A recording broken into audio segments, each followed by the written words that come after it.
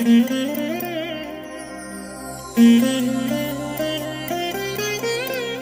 దినం పరము నుండి దిగివచ్చు మాట, ఇది నీ జీవితానికి వెలుగుల బాట, నీ ఒడిలో ఉంచబడిన దీవెనల మూట, అద్భుతాల ఆనంద ఊట. డిసెంబర్ 29 సంవత్సరమంతా మీరు బైబిల్ చదివి ముగించడానికి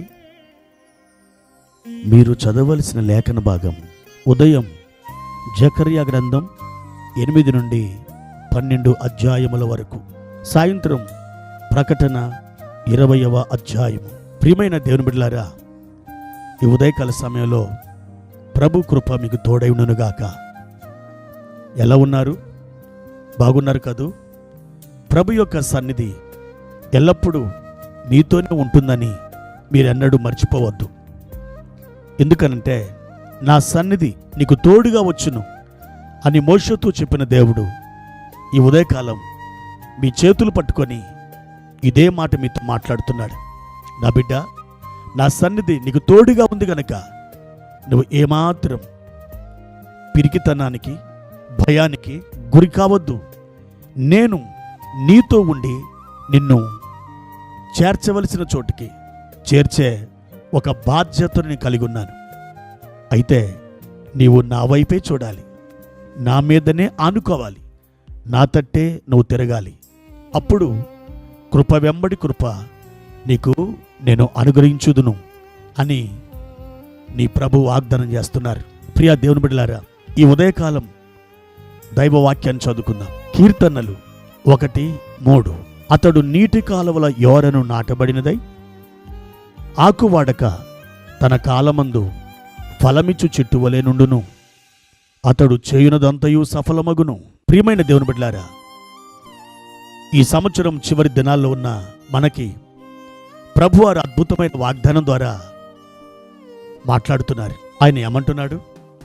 అతడు నీటి కాలువల యోరను నాటబడినదై ఆకువాడక తన కాలమందు ఫలమిచ్చు చెట్టు వలె ఉండును. అతడు అనే మాట దగ్గర మీ పేరు పెట్టుకుని చదువుకుంటే ఆ వాగ్దానం మీ సొంతముగా మారుతుంది.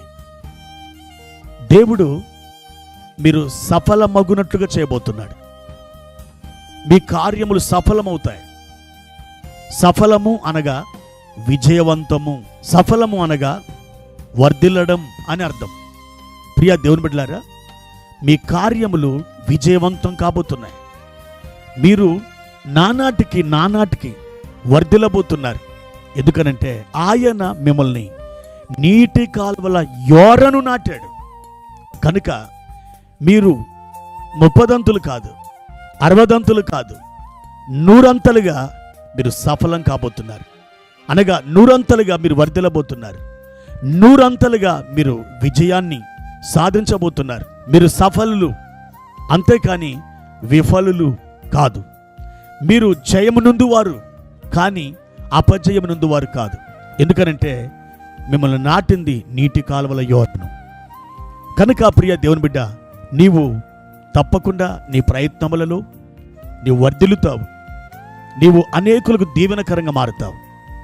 అబ్రహాము దాసుడైన ఎలియాజర్ రెబెకాను ఇస్సాకు కొరకు ఆయన మాట్లాడడానికి వెళ్ళినప్పుడు అడుగడుగున ప్రార్థించాడు, అడుగడుగున దేవుని స్తుతించాడు, దేవుని మీద భారం వేశాడు. అయితే అద్భుతంగా రెబెకాను కలుసుకోవడం, ఆమె ఒంటరి నిలిపోయడం, ఆ తర్వాత ఇంటికి పిలవడం, వారు కూర్చొని మాట్లాడడం, దేవుడు ఆ ప్రయాణం సఫలం చేయడం, ఇదంతా కూడా జరిగింది. అతడు అంటాడు ఆదికాండం 24:56లో, యెహోవా నా ప్రయాణమును సఫలము చేసిన గనక నాకు తడవు కానియక నన్ను పంపించుడి.